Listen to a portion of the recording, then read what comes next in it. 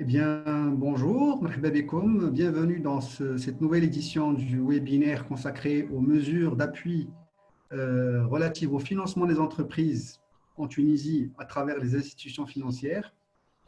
Donc, c'est un webinaire qui s'intéresse à comment est-ce que les entreprises peuvent bénéficier d'un financement pour faire face à la crise. Je voudrais faire une petite mise au point technique avant de rentrer dans le vif du sujet et de démarrer notre webinaire. Premièrement, je demanderai à tous les participants de bien vouloir désactiver le mode plein écran pour mieux profiter du webinaire, de cliquer sur le chat conversation pour pouvoir poser vos questions et voir aussi celles des autres participants. Et puis, dans cette fenêtre chat, si vous pouviez sélectionner l'option « Tous les conférenciers et les participants », ce qui va vous permettre d'adresser vos questions à tous les conférenciers, comme tout le monde pourra voir vos questions. Voilà.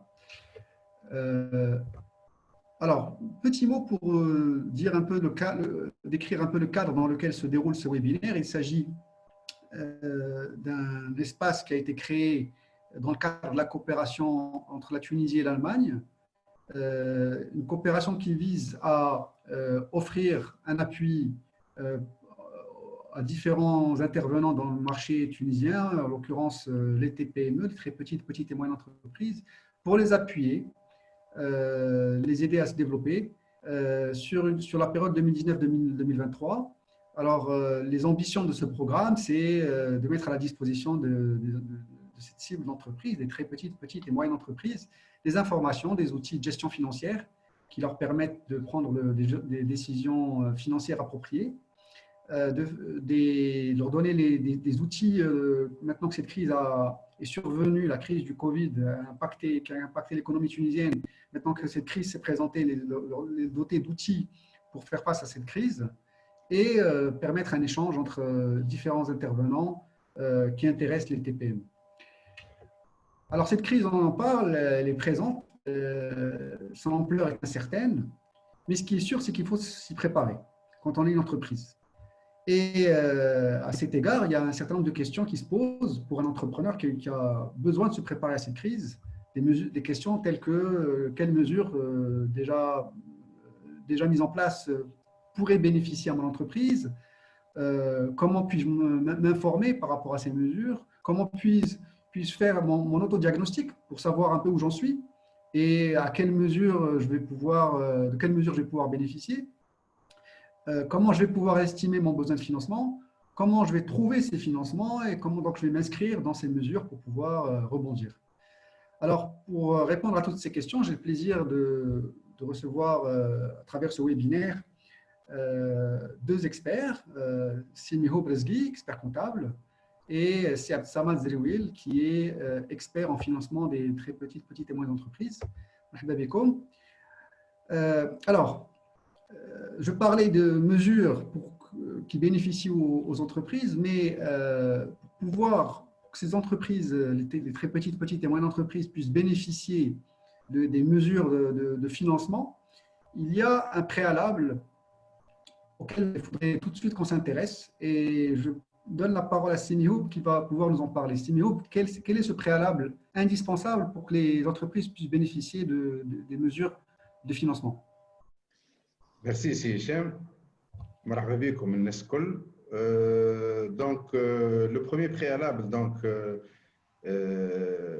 اللي هو édicté par le décret donc 308 هو s'enregistrer sur une plateforme وخرجت البلاتفورم هذيا اللي هي entreprise.finance.gov.tn. عندكم الادريس ميل دونك قدامكم الادريس ويب قدامكم. l'enregistrement هذايا من الاول كان حتى ل 30 جوان بريفو vu اللي ما ديماراش من الاول وفي اللي الناس الكل حبوا يسونجستر دونك en même temps وصاروا فيها دي بوك دونك زادوا جمعتين اخرين دونك jusqu'au 14 juin 2020. ما تنجم تاخذ حتى افونتاج من لي زافونتاج بريفو باغ الديكري ولا باغ لو غوفرنمون الا ما تكون تسجلت على البلاتفورم هذه. دونك جانسيت تو الموند باش يحاولوا بليزيور ريبريز اذا كانوا ما يخلطوش يسجلوا على خاطر راهو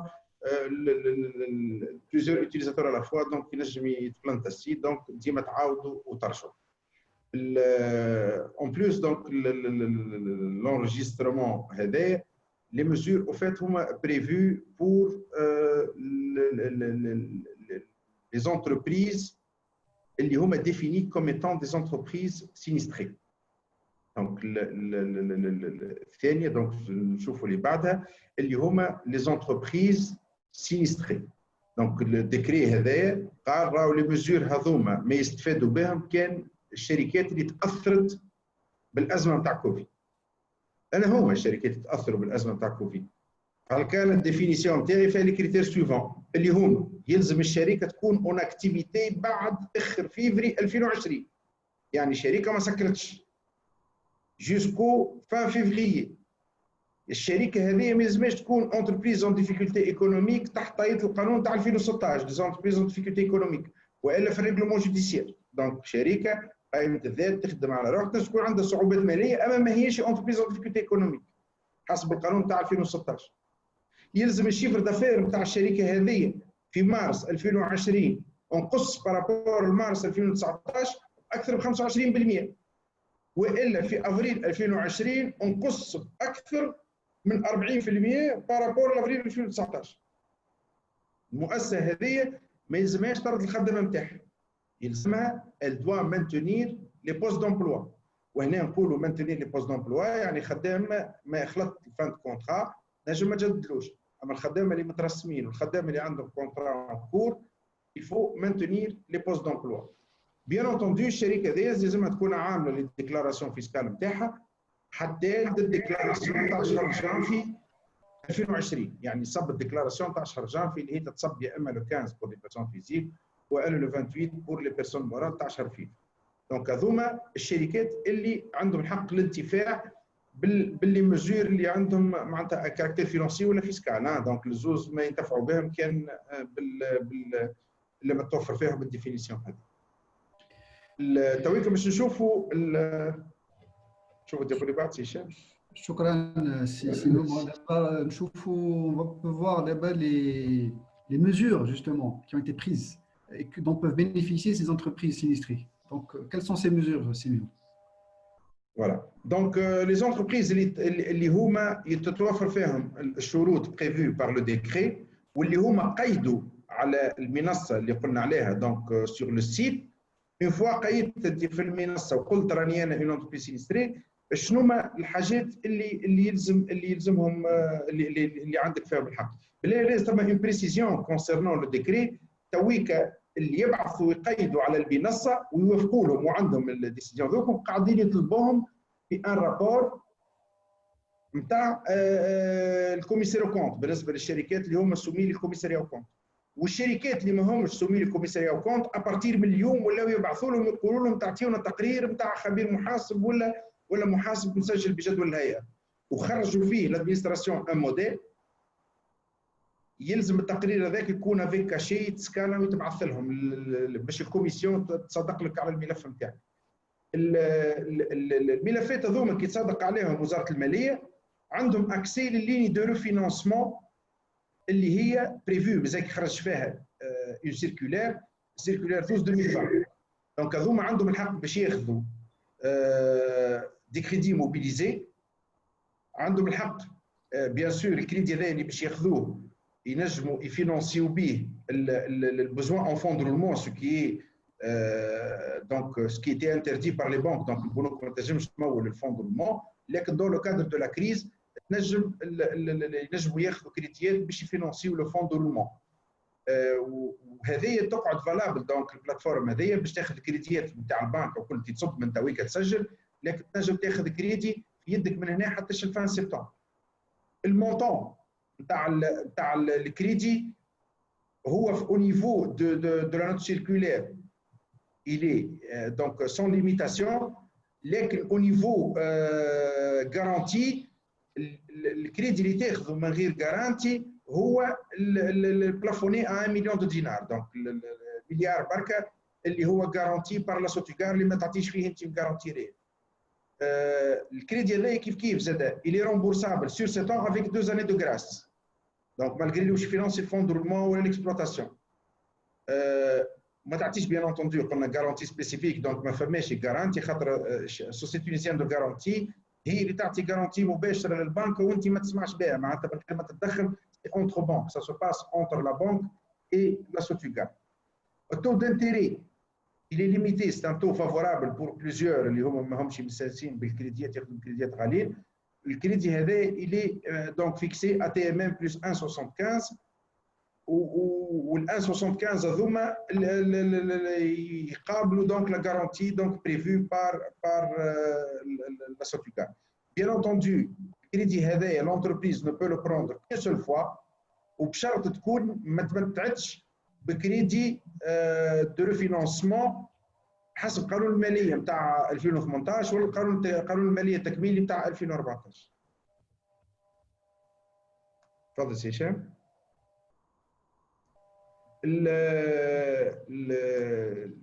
شنو ما الحاجات اللي تنجم تتمتع بهم دونك الشركات المتضرره واللي يوافقون واللي قيدوا في البلاتفورم جاوبتهم الاداره بعد ما يوفروا اللي قلنا عليه احنا اللي هو الرابور هذاك الرابور سبيسيال، تاجيل سداد القروض حتى لسبتمبر 2020، وهذا نتصور المعظم نتاعكم قدموها للبنوك والبنوك وخروا دونك لي زيشيونس سيستماتيك.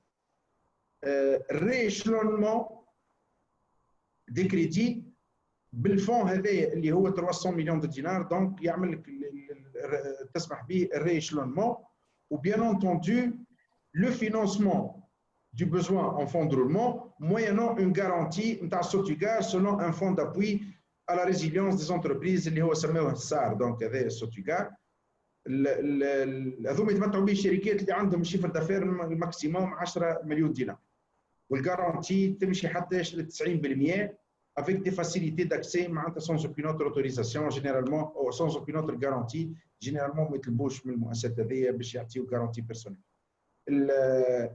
ثم صناديق اخرين مازالوا ما خرجوش فيهم دونك دي ميزور سبيسيفيك اللي هو بور لي سيكتور توريستيك اللي هما ايزون بريفو 500 مليون دينار مازالوا ما خرجوش لي موداليتي نتاعهم، وفما 700 مليون دينار اخرين بور لي زونتربريز سينستري كيف مازالوا ما خرجوش لي موداليتي نتاعهم. ايزون بريلفي سور سي سوم لا اونيكمون ال 200 دينار اللي تعطات اعانات الشركات هكا. Merci Simio. Alors, je pense qu'à ce stade, on peut prendre quelques questions qui ont été posées par les participants au webinaire. Il y a une question sur les entreprises individuelles, personnes physiques. Est-ce qu'elles sont concernées? Oui. Au fait, on ne fait pas de différence entre entreprises personnes physiques et entreprises personnes morales. Du moment où tu ماكش un forfaitaire, عندك une comptabilité tenue selon le régime réel, tu peux prétendre systématiquement للفينانسمون. كانك انت من اصحاب المهن الصغرى دونك نقولوا احنا لي زارتيزون وكل هذوكم لي ميزور نتاعهم دونك وحدهم دونك ما همش داخلين في الانسترومون هذا. مي احنا في تونس نتصور الناس كل عندها بيلونات والناس كل عندها كونتابيلتي ريجيم ريال خاطر اوبليغاتوار ابارتير من 100,000 دينار دو شيفر دافير. دونك هذوما كلهم دونك يتمتعوا كي سوا بيرسون فيزيك والا بيرسون مورال يتمتع باللي ميزور دونت اون فيان دو سيتي دو مومون اللي توفر فيه الديفينيسيون اللي حكينا عليها. عندي سؤال مطروح بالعربيه نقراه بالعربيه اذا سمحتوا. تم اعلان اعفاء المؤسسات من دفع معاليم الخطايا لخلاص التصريح الشهري، لكن يوم 1 جوان بمناسبه ايداع التصريح الشهري لشهر ابريل تم احتساب خطايا تأخير فعلا رغم j'ai vu la question. Mais je la lis pour que tout le monde puisse la voir. Je sais effectivement, pas si il faut la relire, il faut la... Oui, voilà. En fait, l'année, ils ont annoncé... Il faut relire la question, Simio. Oui, je vais reprendre en tunisien, voilà. Donc, تم إعلان الإعفاء للمؤسسات من دفع معاليم الخطايا. En fait, ils ont annoncé qu'il n'y aura pas pénalité de retard jusqu'au 31 mai. وبعد قالوا لهم راهو الى ايتي روبورتي جوسكو 7 على الديكلاراسيون الكترونيك خاطر السيت تاعهم بان وما نجموش يديكلاريو. ومالغري سا عملوا لهم كالكول نتاع لي بيناليتي ورصد لهم يخلصوا افيك بيناليتي. Je rassure ces gens-là, l'administration, elle s'est engagée de rembourser le montant des pénalités qui a été déjà payé. Donc, صار un accord باش يرجعوا المونطون تاع لي بيناليتي reçues indûment puisqu'ils ont reporté les déclarations via le portail donc jusqu'au 7 juin. ولا غالب السيستم يخرج يكالكولا كيك الانفورماتيك ما تبعش لي مزور اللي اعلنتهم الحكومه دونك on essaie de s'adapter hein, donc voilà donc l'administration elle s'est engagée de rembourser le montant hein. Alors, il y a une question ici sur كيفاش يصدقوا لك الامتياز بهذه الاموال من الصناديق المختلفه 300 دينار والاخرين 300 مليون دينار والاخرين. Au fait, pour profiter des 300 millions de dinars, قلنا les conditions نتاعو هما les conditions تاع 300 millions de dinars خرجوا في الديكري gouvernemental 308 يلزمك تكون une entreprise sinistrée و l'entreprise sinistrée ils ont fixé الديفينيسيون نتاعها les critères نتاعها شنو ولي كريتير هذوكم بالنسبه للشركات كي يعملوا السيزي تجاوبهم البلاتفورم تاع وزاره الماليه كلهم on a accepté votre dossier il vous manque le rapport de votre commissaire au compte كان الشركه soumis le commissaire au compte وكان الشركه non soumis à partir d'aujourd'hui ils ont répondu يقولوا لهم ramenez-nous un rapport spécial d'un expert comptable ou d'un comptable agréé donc هما وعطاو ان موديل خرجوه اداره وزاره الماليه خرجت ان موديل دو رابور دونك في دي كازا كوشي وكازا رومبلير اللي معناتها تري فاسيل دونك يقرا حساب كل شيء الرابور الموديل دو رابور هذا هو اللي باش يجاوب به الكونتابل ولا الاكسبير كونتابل بتاعك وانت جوست تسكانيه وتصبوا لهم كوم دوكيومون افيك فوتر دوسيي et la commission valide automatiquement. La commission, elle se réunit chaque semaine hein, pour valider les dossiers. Semirob, il y a une série de questions. Je vais les poser moi pour qu'on garde le cap et je vais vous demander d'y répondre très brièvement pour qu'on puisse garder le temps suffisant pour les autres parties. Alors, la période de grâce, les prêts, elle peut être de combien? 2 années de grâce. 2 années de grâce, n'est-ce pas? Alors, comment on négocie les crédits? Avec le ministère des Finances ou avec la banque? Ça, avec la banque. Parce que avec la banque, hein, on est d'accord. Un dossier de crédit, il faut le négocier. D'ailleurs, on va voir comment. C'est-à-dire là, on va voir comment. Banque, et on va voir ensuite, comment le remboursement est effectué? Par amortissement mensuel, hein, par échéance. Oui, bien sûr, c'est un amortissement mensuel ou trimestriel. L'essentiel, c'est sur 7 ans avec 2 années de grâce. Très bien. Le secteur de la formation professionnelle continue peut-il bénéficier de ces mesures? Il est éligible. C'est un secteur sinistré. C'est un secteur sinistré. Et donc, إذا كان l'entreprise il doit faire les critères, elle a gardé tous les emplois, elle a réalisé moins de chiffre d'affaires, elle peut bénéficier, bien entendu. Oui. De toute façon, ce n'est pas le secteur qui sont mentionnés par le décret, c'est l'entreprise. N'importe quel secteur, ce qu'il faut, c'est qu'elle soit sinistrée, selon la définition du décret. Alors, après la confirmation, quelles sont les étapes? Alors, ça, nous le verrons. Comment le remboursement des pénalités de retard déjà payées serait effectué au profit des intéressés? Comment le remboursement des pénalités de retard déjà payées? C'est ce dont il a parlé. Le CAB de recette des finances, il ne va pas préparer un chèque, mais il vous donne une attestation que vous avez avancé de l'argent et il va imputer cette somme lors de la prochaine déclaration, tout simplement. Très bien. Alors, j'ai une autre question technique, mais je pense que je vais la garder pour la dernière session de questions, parce qu'elle est un peu longue et puis elle a un lien avec ce qui suit. Alors, je vous propose qu'on passe à la suite de notre menu de présentation des mesures de financement. Alors, nous avons vu quels étaient les critères d'éligibilité. L'entreprise doit être sinistrée au sens d'un décret. Il faut s'inscrire quand on est sinistré sur une plateforme. Ensuite, nous venons de voir quelles sont les mesures de financement. Maintenant, on peut se poser la question de comment les banques, de l'autre côté, se préparent pour opérationnaliser ces mesures et se tenir prêt à fournir le financement aux TPME qui les sollicitent. Samad, vous voulez nous en parler de ces préparatifs au niveau des banques? Oui, à leur tour, les banques, afin déjà de gérer les demandes qui émanent de leurs clients entreprises et surtout aussi de rendre effectives les décisions qui ont été des dispositions qui ont été prises par les institutions gouvernementales, à savoir la BCT, la Banque centrale, le ministère des Finances, la SOTUGAR, qui est le fonds de garantie pour les entreprises. Alors, tous ces éléments ont été effectivement rendus effectifs par les banques. Le premier point qui est important, c'est les reports d'échéance. Tout le monde sait que quand on a un crédit, on a des échéances qui peuvent être en retard, mais durant la crise, il y a eu donc un impact sur la trésorerie des entreprises, d'où l'intérêt, la capacité de remboursement durant la crise était vraiment très, très amoindrie. Ce qui fait le report d'échéance, mais il a été présenté sur demande. C'est-à-dire, il faut que l'entreprise ou bien le client, comme on l'a vu tout à l'heure, il doit demander donc ce report d'échéance. C'est un simple report à une date ultérieure, je crois, c'est pour le mois de septembre. Et puis, il y a la deuxième mesure qui est très intéressante, c'est le rééchelonnement des crédits en cours.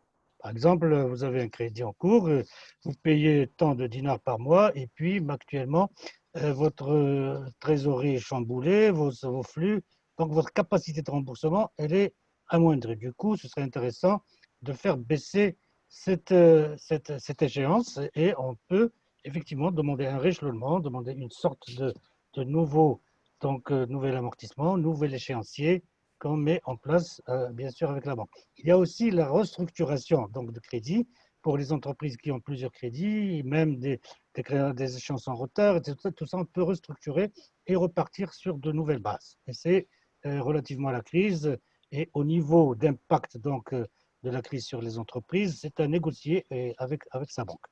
Le plus important, c'est la capacité de l'entreprise doit être prise en compte et en fonction de ses prévisions en matière de trésorerie. Et on va voir tout à l'heure dans le point sur ces éléments-là, comment effectivement l'entreprise doit se préparer et doit rendre ces choses de manière effective. Alors le troisième point, c'est les nouveaux crédits. Alors c'est les nouveaux crédits, et il y a les nouveaux crédits de manière classique, qui restent toujours en cours, en négociation avec la banque, mais surtout les nouveaux crédits dont a parlé tout à l'heure Mihoub, dans le cadre des mécanismes qui sont offerts donc par la BCT, la SOTUGA, le ministère des Finances et tout ça, notamment en prenant en compte le mécanisme SOTUGAR. Et ça, c'est très important parce que le mécanisme SOTUGAR, il diminue la pression sur les garanties pour l'entreprise et surtout sur les délais.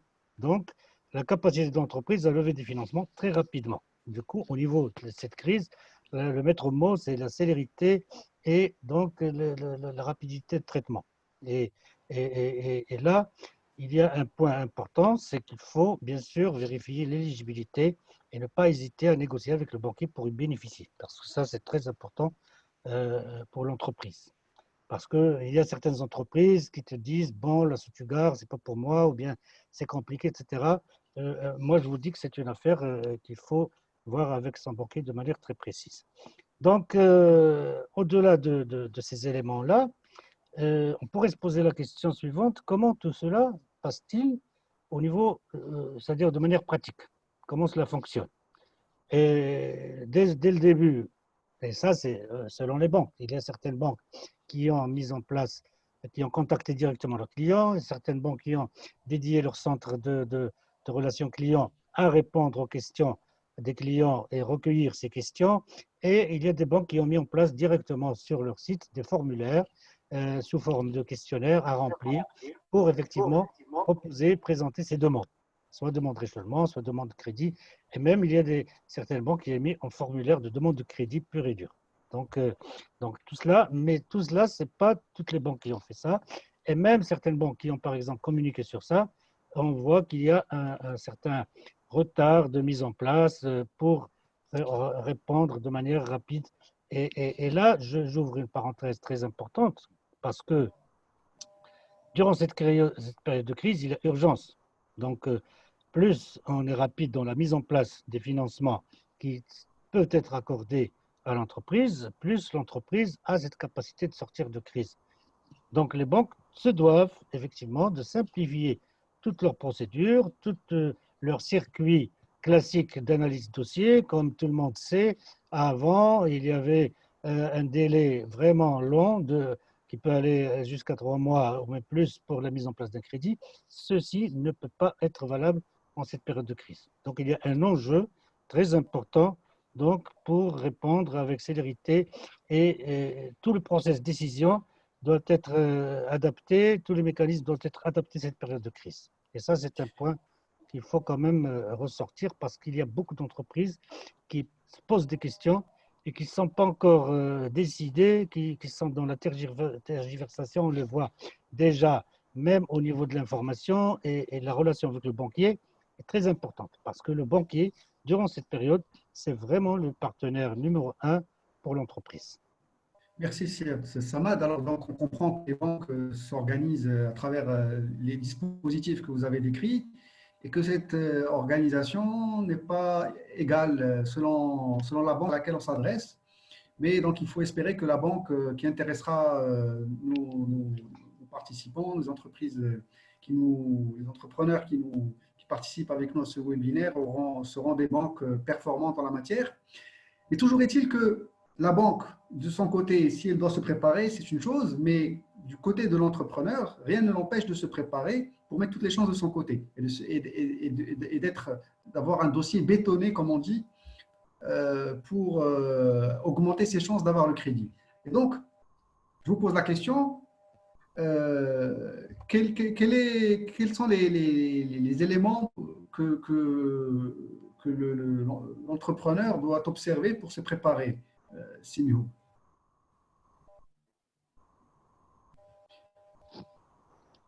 Je crois qu'il y en a un problème de connexion. Simio, vous m'entendez?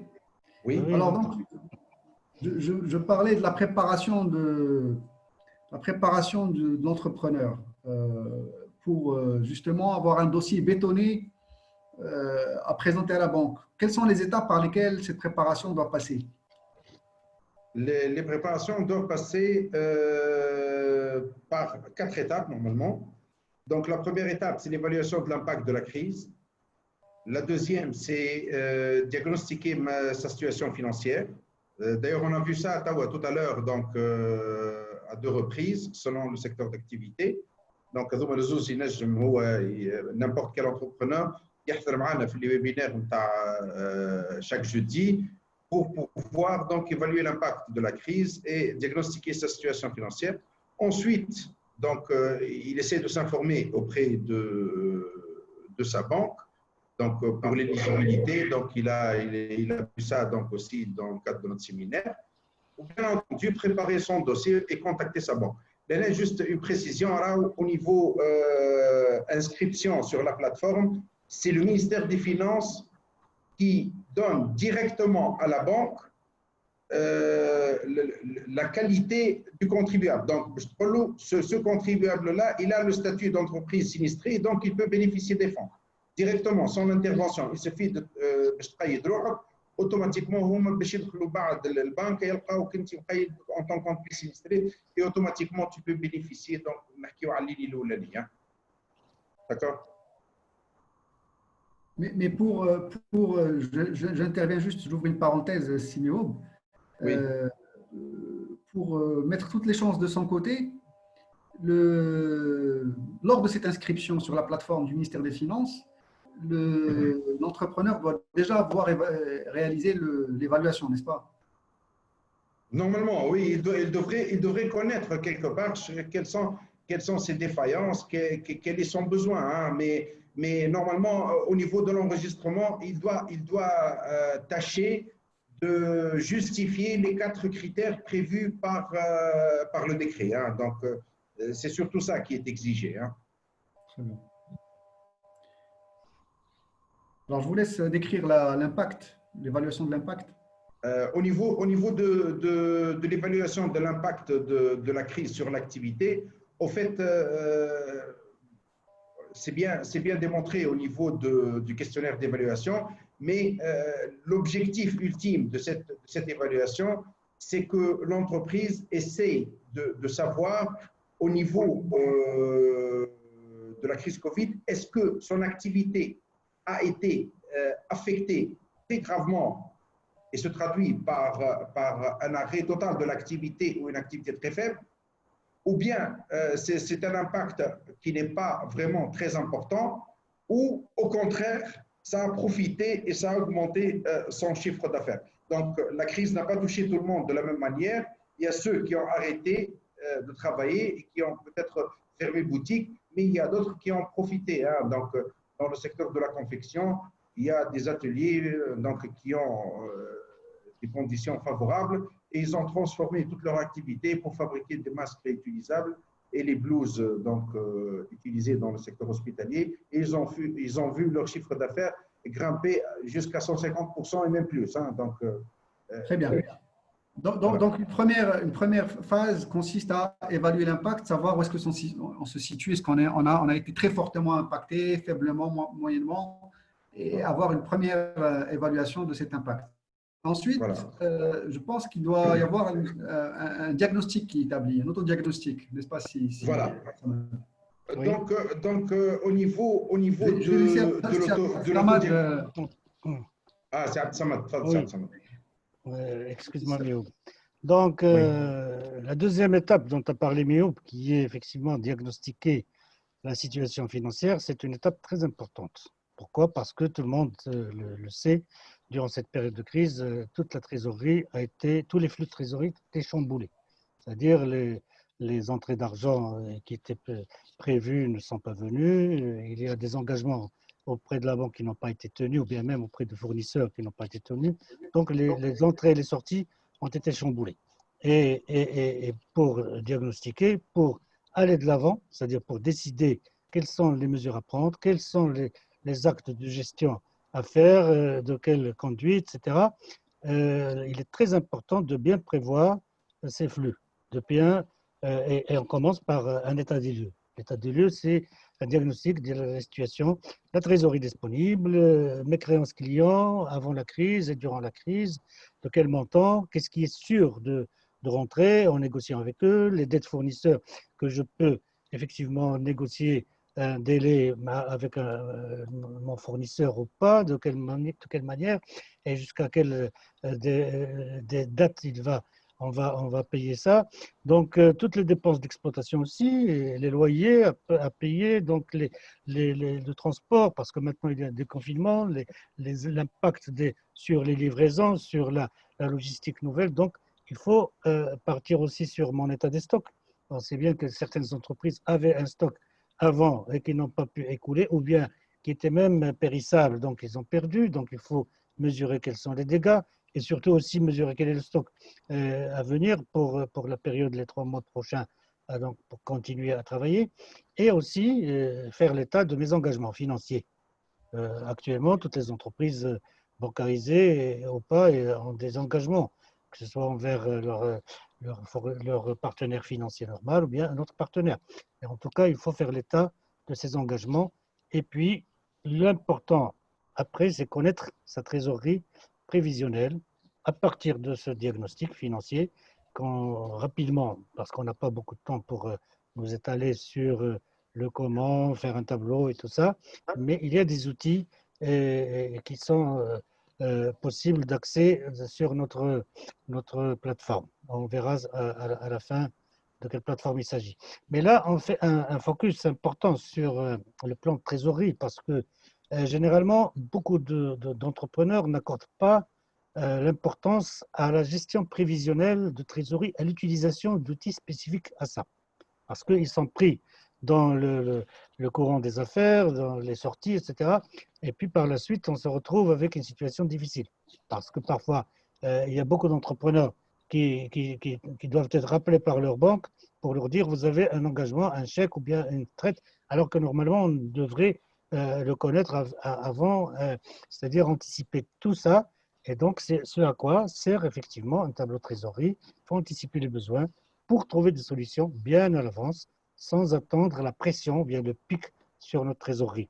Et le délai est très important parce qu'on doit avoir la visibilité de profondeur au moins sur un exercice, sur les 12 mois, mais on peut en faire un outil de gestion courante, on peut le faire sur les 3 mois et tout en collant à la réalité et prévoir toutes les entrées et sorties d'argent rapides, faire des soldes de fin de mois pour partir sur la nouvelle capacité donc, de trésorerie.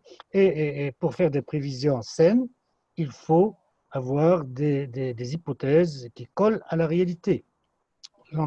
Pas mal d'entreprises ont ont pris l'habitude d'embellir leur situation, notamment à travers des documents comptables qui ne reflètent pas certainement la réalité parfois, mais qui embellissent la situation. Or, ici, il ne s'agit pas d'embellir, il s'agit de vraiment coller à la réalité et pour avoir les véritables besoins de l'entreprise. Et ça, c'est très important parce que si vous embellissez, si vous prévoyez par exemple des flux de trésorerie qui ne sont pas ceux dont les vrais réels besoins de trésorerie ou bien les flux, les entrées de trésorerie, toutes les réponses par la suite seraient déconnectées par rapport à la réalité. Là aussi, nous avons un outil qu'on peut présenter à la fin dans l'espace finance.org qui est très utile donc, à structurer cette analyse de trésorerie. Et bien sûr, il faut se faire aider par un professionnel, par son comptable, par son expert comptable ou bien par son conseiller de manière générale. Et ça, c'est très important parce que, pourquoi tout cela?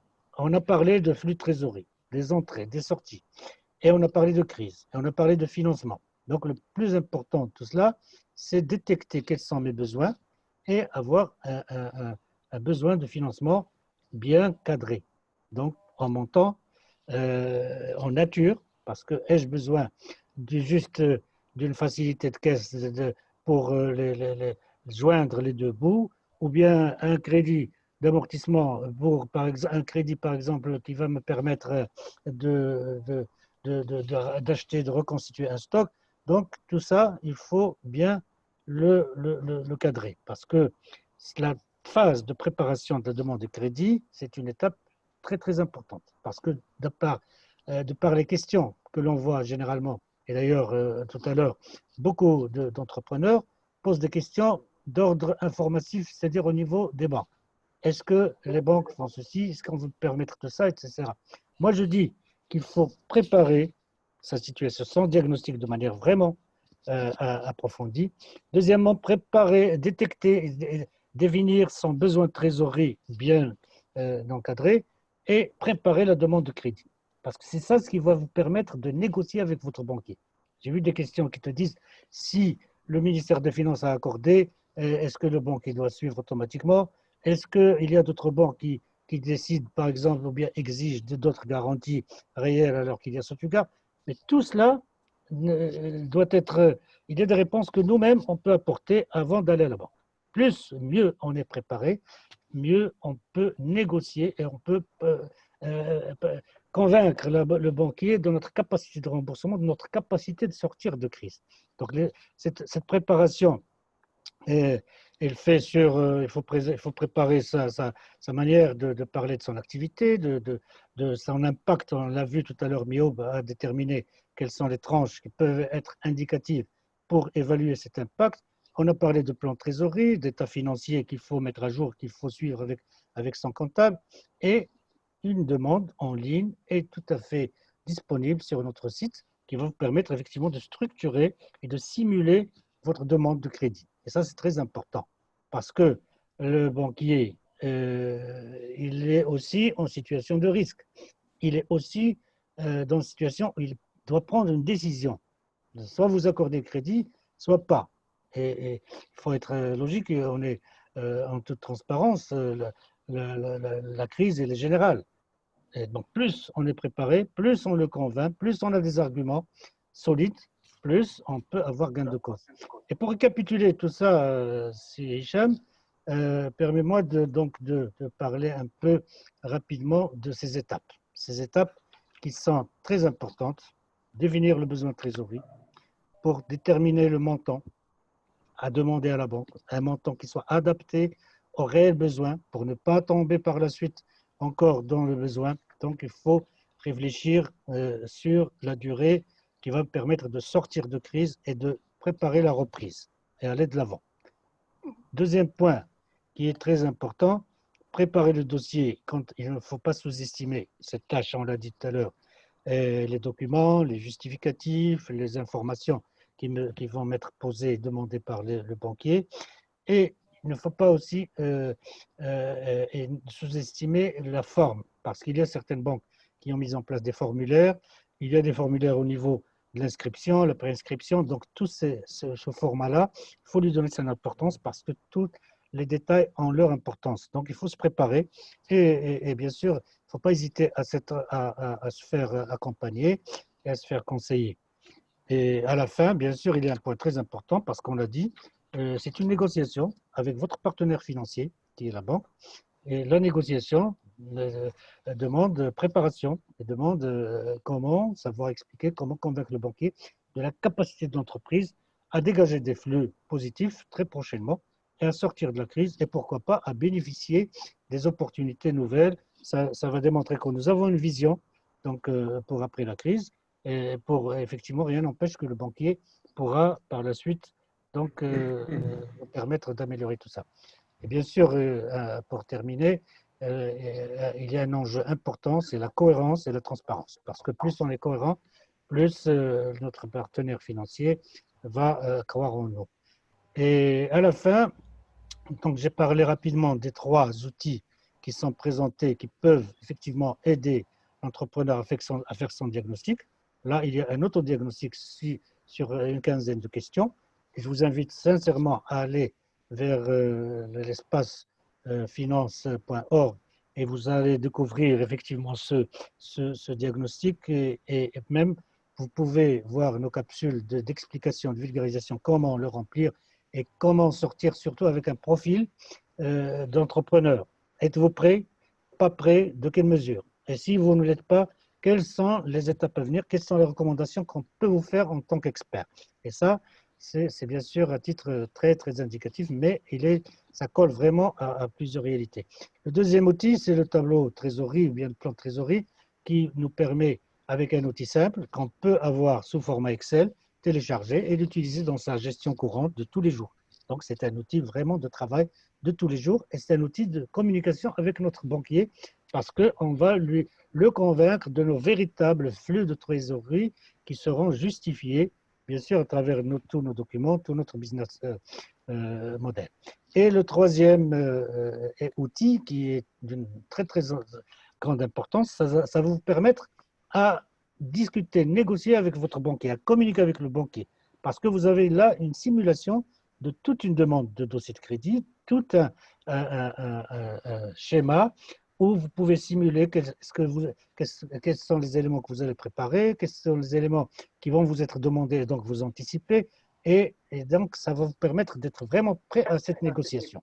Et ça, c'est pour finir, Hicham, c'est que j'insiste sur ça, parce que tout le monde se pose des questions sur les mécanismes, sur Tugar, sur la banque. Bien sûr, il faut être informé de manière vraiment approfondie. Il faut connaître c'est quoi Sotuga, en quoi cela consiste, connaître par exemple la relation au ministère des Finances qu'il offre pour déterminer l'éligibilité de l'entreprise et surtout avec votre banquier. Parce qu'on ne peut pas venir demander un crédit si on n'est pas bien informé sur les mesures de manière générale. Merci, Samad. Donc, en une phrase, si je devais résumer les différentes étapes, la première étape, c'est de s'enregistrer sur le site du ministère des Finances en établissant qu'on est une entreprise sinistrée. Donc, il faut justifier le fait qu'on est sinistré, se préparer à ça. Et puis une fois qu'on est enregistré, hop, il s'agit de monter un dossier auprès de son banquier. Et pour ça, il faut faire un diagnostic. On a un outil pour ça sur l'espace finance.org. Faire une situation de trésorerie prévisionnelle pour connaître son besoin de financement. Et 3, commencer à monter son dossier. Et pour ça, on a un outil de simulation de dossier. Donc, en fait, si on passe par ces étapes méthodiquement, normalement, on a maximisé ses chances en tant qu'entreprise pour bénéficier d'un financement de ce qui existe en Tunisie. Voilà, alors je vais peut-être prendre quelques questions à ce stade. Nous avons encore quelques minutes et nous avons un certain nombre de questions qui ont été posées par les participants. C'est en fait un nombre important de questions. Alors, je commence par une question sur la garantie, le mécanisme de financement de la garantie. Le risque final pour la partie non couverte par les garanties de 10 à 20% est supporté par la banque, point d'interrogation. Donc, l'accord préalable du ministère des Finances doit être… Est-ce que le risque final pour la partie non couverte par les garanties est supporté par la banque? Et, corollaire, est-ce que l'accord préalable du ministère des Finances doit être suivi par l'accord de la banque? Je vous laisse répondre. Oui, mais l'accord du ministère des Finances n'a rien à voir avec le crédit. L'accord du ministère des Finances, il parle de l'éligibilité de l'entreprise. Après, le crédit, c'est une affaire entre l'entreprise et son banquier. Donc, il dépose son dossier, il y a certaines conditions qu'il faut remplir, il y a certaines informations, on en a parlé tout à l'heure, certains documents à présenter, et bien sûr, il y a une négociation à la fin. Alors, le volet garantie, il est très important pour le client d'aller vers la Sotugar parce que ça permet d'alléger les garanties. Mais moi, entreprise, il ne faut pas voir cette affaire de garantie en matière de risque. Est-ce que la banque va prendre les 20%, 30% de risque? On se positionne déjà sur la réalisation de ce risque, alors que là, on est sur un crédit qui nous engage à payer vis-à-vis de la banque. Et puis, il faut dire que les 30, les 10%, les 20%, on est toujours responsable. Alors, je demanderai juste… Si vous donnez votre caution personnelle, vous serez responsable du crédit. Donc, nonobstant le fait qu'il y ait Sotugar ou d'autres crédits réels, d'autres garanties réelles ou pas. Alors, c'est Samar et Simio, je vous demanderai d'être bref dans vos réponses parce qu'il nous reste beaucoup de questions et peu de temps. Alors, donc, par rapport à cette question-là, je voudrais juste préciser que l'accord du ministère des Finances ne vaut pas accord de prix, il vaut juste accord d'éligibilité. Il n'y a pas d'automaticité entre l'accord du ministère des Finances et l'obtention d'un crédit. Le crédit, il faut encore que la banque décide, veuille bien l'octroyer et elle est souveraine dans sa décision, n'est-ce pas? C'est un peu ça qu'on dit. Exactement. En fait, à propos, oui. Donc, à propos du crédit, il faut dire que ce décret gouvernemental, il a exigé l'inscription, c'est parce que les conditions de crédit sont des conditions privilégiées par rapport à la relation de l'entreprise avec sa banque, la relation normale. Parce que si une entreprise sollicite un financement bancaire, la banque ne finance pas le fonds de roulement, elle finance l'investissement, elle exige des garanties réelles, elle exige que l'entreprise soit en bonne santé financière et tout ce qui va avec. Dans ce cadre particulier donc, de la crise Covid, les entreprises sollicitent la banque parce qu'ils ne sont pas en bonne santé financière. Ils ne peuvent pas régler leurs fournisseurs. Probablement, ils ne peuvent pas régler les salaires. Ils ne peuvent pas régler les charges courantes de l'activité. Chose que la banque ne finance pas initialement. Et donc, s'il s'agit d'une entreprise sinistrée, ils doivent s'inscrire. Le ministère des Finances, il a exigé quelques mesures de vérification en termes de chiffre d'affaires, en termes de maintien des postes d'emploi et tout ça, et transmet l'information à la banque pour dire que voilà, c'est un client qui a été touché par la crise, donc vous devriez collaborer avec ce client pour qu'il ne se noie pas. Et donc, voilà la Sotugar, qui est pratiquement la propriété de l'État, elle va se porter garant jusqu'à 90% du montant et donne-lui un crédit pour financer son fonds de roulement. Donc, ce sont des conditions très spécifiques dont peut bénéficier l'entreprise dans ce cadre-là, qui est un cadre un peu spécial. Hein. Très bien. Autre question qui est en fait posée sous forme d'une affirmation. Non, la banque finance aussi le fonds de roulement. En fait, la banque finance le besoin de fonds de roulement, octroie des crédits d'exploitation dans le cadre de ces mesures, de ces prêts de Covid-19. Hein. Donc, on est bien d'accord. Il y a des crédits d'exploitation et des crédits d'investissement. Les deux sont possibles.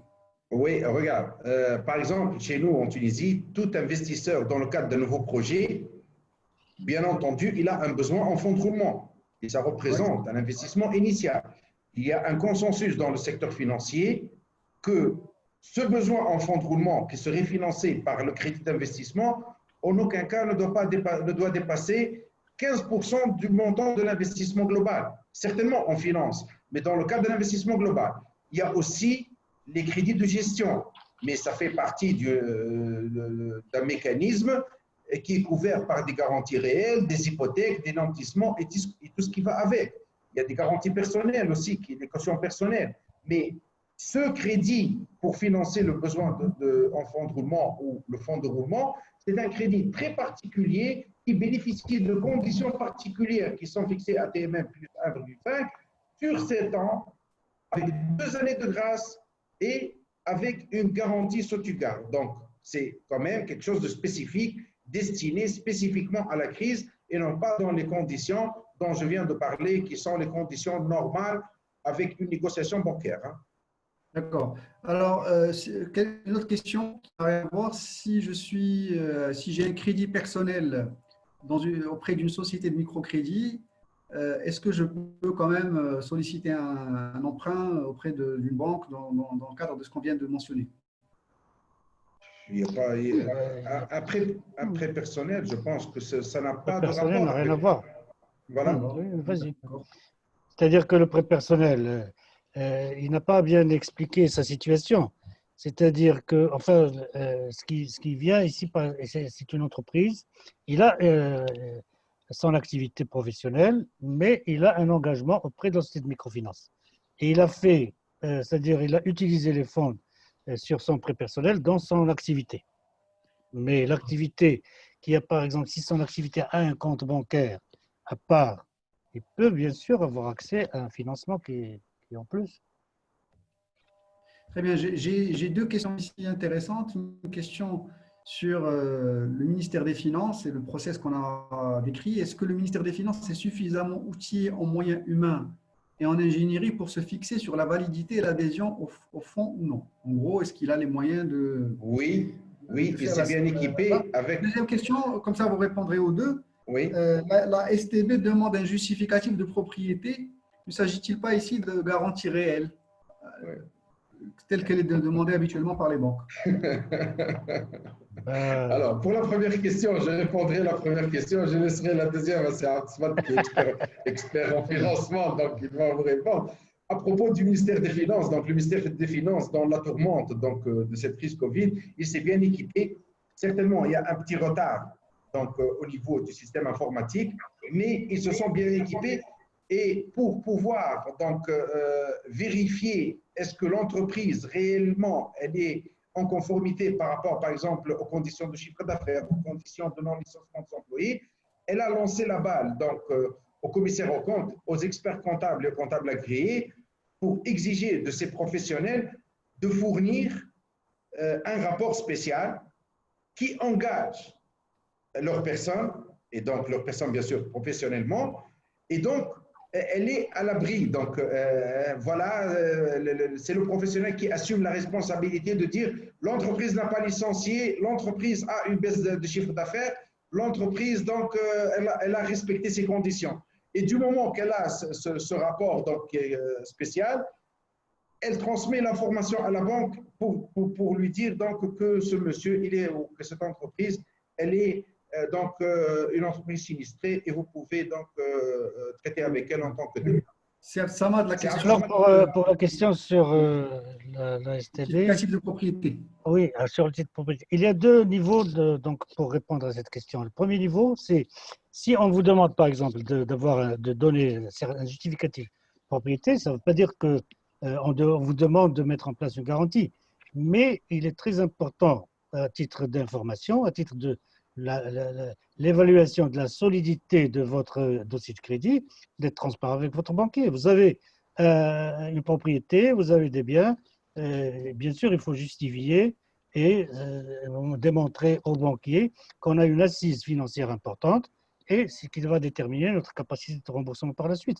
Là, c'est dans le cadre de ce qu'on a dit, la transparence et la préparation de son dossier et la capacité à convaincre notre banquier par notre solidité financière. Premier point. Le bilan patrimoine est très important pour la décision finale du dossier. Le deuxième point, c'est que si la banque, maintenant, elle est au courant que vous avez bien sûr un bien, elle peut vous demander de le mettre en garantie réelle chez eux, en hypothèque par exemple, et puis libre à vous d'accepter ou pas. Vous n'êtes pas obligé d'accepter, c'est ce qu'on a dit tout à l'heure. Il s'agit d'une négociation avec votre banquier.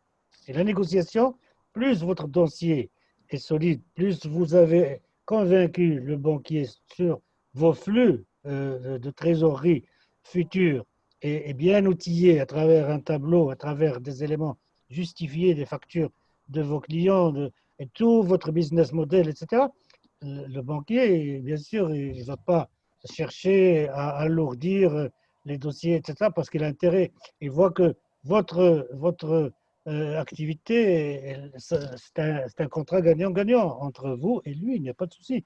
Donc, c'est une négociation, et ça ne veut pas dire tout de suite justificatif de propriété garantie. Alors, une question, peut-être une dernière question à Siméo. Est-ce qu'il y a un dispositif pour accéder à des subventions? Euh, des subventions, donc, moi je pense que les subventions sont régies par des textes de loi qui sont anciens, hein, donc par le code d'investissement qui a prévu certaines subventions, par exemple les subventions dans le cadre d'un programme de mise à niveau ou dans le cadre du programme de la NME ou dans le cadre du programme FOPRODEX qui encourage les exportations. Il n'y a que ces programmes-là qui ont prévu des subventions, mais dans le cadre de cette crise Covid, il n'y a que jusque-là les 200 dinars qui sont prévus en complément, en prise en charge partielle par salarié. Donc, les postes donc, qui ont été maintenus, il suffit de déposer donc, la liste des employés sur le site qui est clôturé actuellement, donc qui est fermé, le site donc Help Entreprise. Et à chaque salaire, donc, tu déposes la liste des salariés et leur paie, tu payes leur salaire, tu déduis 200 dinars et c'est l'État qui prend en charge ces 200 dinars-là. Hein. Donc, il n'y a que cette subvention jusque-là qui est accordée aux entreprises. Le reste des subventions, ce sont les subventions prévues par le Code d'investissement qui sont assez particulières. Peut-être qu'ils feront l'objet de prochains webinaires. Hein. Très bien, merci Siméo, merci Siad Samad. Alors, je vais vous donner dans quelques secondes la parole pour un dernier mot. Mais avant, je voudrais faire quelques petits rappels. Le premier, c'est qu'on a chaque mercredi à 16 heures un webinaire qui décrit le panorama des principales mesures gouvernementales sur les plans fiscal et social. Donc là, on a vu les financements, mais il y a aussi un webinaire sur la partie fiscale et sociale. Et puis chaque jeudi, comme aujourd'hui, à 14 heures et à 14h30, il y a deux webinaires, deux sessions qui permettent de suivre la manière dont on peut réaliser l'autodiagnostic à travers l'outil dont on vous a parlé aujourd'hui. Et chaque jeudi à 16 heures, comme aujourd'hui, il y a ce webinaire sur les mesures de financement des entreprises à travers les extranjers. Et en fait, chaque semaine, on procède à des mises à jour en fonction de l'actualité, des changements de mesures, des adaptations, des nouveaux dispositifs qui sont mis en place. Donc, n'hésitez pas à revenir les prochaines fois à ce webinaire parce qu'il y aura forcément de l'information mise à jour en fonction de l'actualité du marché financier. Voilà. Et enfin, je voudrais faire un petit rappel par rapport au site Hicham, sur avant de... tous les outils. Oui. Moi, je vois qu'il y a une dernière question sur la BTS. Peut-être Mio peut apporter des éclaircissements. Alors, je pense qu'on a épuisé un Rapidement. peu de temps pour les questions. Donc, on prendra cette question pour la prochaine session. Et je voulais juste finir, donc, avant de vous donner la parole pour un dernier mot. Il y a le site espacefinance.org sur lequel vous pouvez vous enregistrer et sur lequel vous pouvez avoir accès aux outils dont on vous a parlé, à savoir l'outil d'autodiagnostic, l'outil de planification de trésorerie prévisionnelle et l'outil de simulation de la demande de crédit. Voilà. Alors, Siad Samad, puisque vous avez pris la parole, je vous la redonne pour un dernier mot. Rapidement, moi, je veux insister sur l'information. Il faut que l'entrepreneur, c'est-à-dire cherche l'information, c'est très important, et de manière vraiment approfondie, se faire aider, la chercher là où aider, et se préparer donc à l'accès au crédit, c'est très important. On a vu tout à l'heure qu'il faut citer des étapes, des préparations approfondies importantes, et surtout donner toute son importance à la gestion des flux de trésorerie, parce que c'est l'urgence sur les 3 mois à venir pour sortir de la crise voire effectivement pour pouvoir sauvegarder autant que faire se peut les gisements de trésorerie et prévenir les clashs de pression à ce niveau-là. Merci. Siméo, un dernier conseil, un dernier mot? Un dernier mot, juste une précision sur l'aspect de notre webinaire. C'est un webinaire technique qui fournit des informations techniques à toutes les entreprises. Ce n'est pas un webinaire de stratégie, pour parler de l'impact en général de la crise, pour discuter de ça. D'autres webinaires peuvent être réservés à cet aspect-là. J'ai aussi une autre précision. La BTS, elle a un mécanisme spécifique qui fera l'objet d'un webinaire spécifique pour la BTS parce que le mécanisme BTS et le financement BTS, il est différent des autres banques commerciales. Pour le reste, n'oubliez pas de vous enregistrer sur espacefinance.org et consulter notre site web pour être à jour en termes d'informations sur l'aspect fiscal, l'aspect social, des avantages accordés par l'État. Merci à vous. Merci Siméo, merci Samad, merci à Merci à vous. tous. Nous avons conscience que nous n'avons pas répondu à toutes les questions, qu'il y en a bien d'autres, des questions qui peuvent être posées, mais nous vous donnons rendez-vous la semaine prochaine et puis nous vous donnons rendez-vous aussi à travers espacefinance.org pour répondre à toutes vos questions aussi de manière écrite. Voilà. Merci à tous et puis à très bientôt, à la semaine prochaine. Merci à vous. Au revoir. Merci.